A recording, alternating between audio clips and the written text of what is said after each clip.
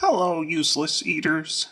As your unqualified, non-elected global human health overlord, I'd like to take this opportunity to flaunt my position of power and influence over society and share some of my plans for you and your future.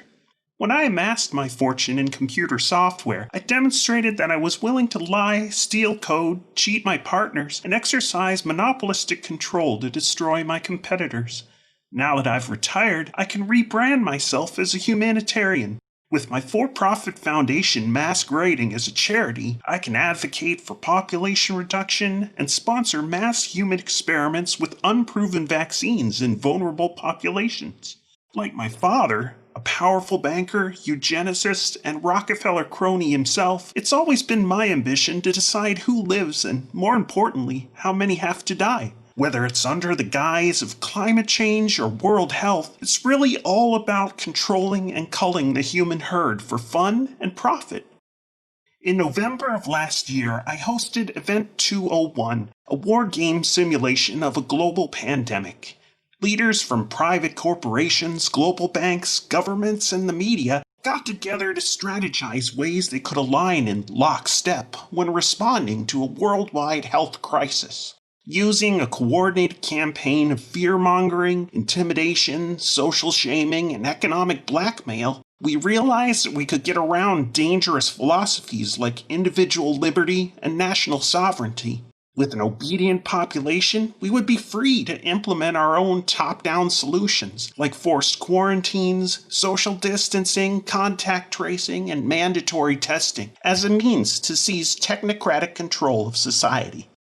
Now imagine my excitement when we had the opportunity to declare our own global pandemic. It was my chance to look like the Nostradamus of public health and to position myself and business partners like Dr. Fauci as the de facto authorities on response and solutions. Through exaggerated doomsday scenarios and computer simulations, our petty control freaks instituted harsh rules and draconian lockdowns. Even after our dire predictions proved false, scared and well-meaning people continued to submit to the arbitrary and foolish demands of their so-called leaders. Having achieved global lockdown and medical martial law, we will continue to hold hostage your ability to congregate, work, travel, or do just about anything until we're prepared to roll out our bigger plan. I'd like to call this Pandemic 1, because believe me, we have others in the works.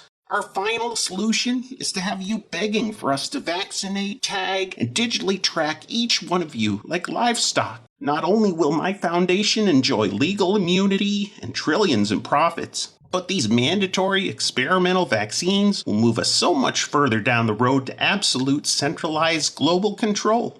If only my good friend Jeffrey Epstein had been here to celebrate with me aboard the Lolita Express. So remember, global citizens, this will end when I say it ends. Could be a year, maybe 2 years, maybe never. I guarantee that if we have our way, it will be at least until you're not able to do anything to stop it. Just surrender your personal freedom and common sense to our fear merchants in government and the media, because none of this works unless you all go along with it. Now, if you'll excuse me, I'm off to do some augmented reality spirit cooking with Marina Abramovich. Bye now.